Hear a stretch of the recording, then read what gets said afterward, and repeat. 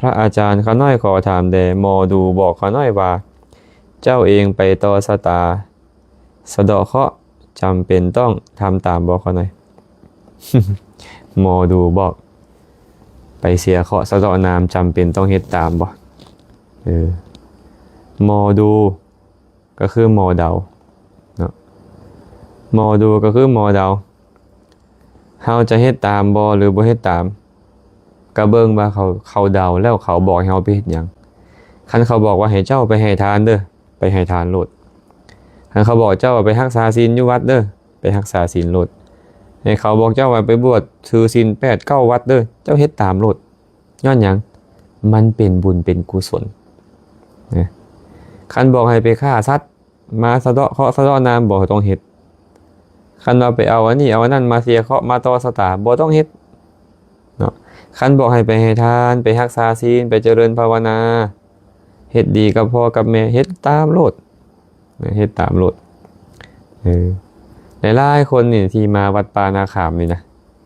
เริ่มต้นมาจากถึกหมอดูหมอเดาท่วงมาว่าให้ไปรักษาศีลอยู่วัดเด้อไปบวชจาก3 มื้อ7 มื้อ9 มื้อเด้อเขาก็มา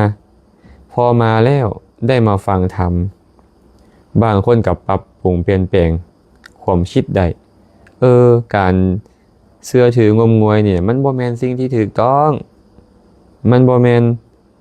สิ่งที่ควรเฮ็ดคนพุทธบ่เชื่อถืองมงวย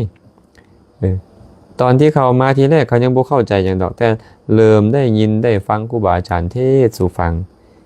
มีคำถามอันใดได้สอบถามครูบาอาจารย์แจ่มแจ้งขึ้น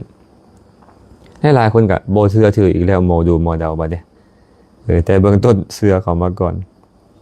คนเฮาที่ยังบ่คันมีทางออกยังบ่เข้าใจพุทธศาสนาแท้นี่นะก็มักที่จะเอาหมอดูหมอเดามาเป็นที่พึ่งทางใจอย่างหนึ่งอาตมาก็เลยเว้าหยอกญาติโยมตลอดว่าญาติโยมเอ้ยพ่อแม่พวกเจ้าหั่นนะฮักพวกเจ้าเอาแท้เอาว่า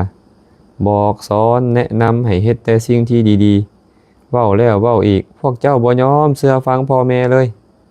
ครูบาอาจารย์แนะนำแต่สิ่งดีๆพวกเจ้าบ่ยอมเชื่อฟังครูบาอาจารย์เลย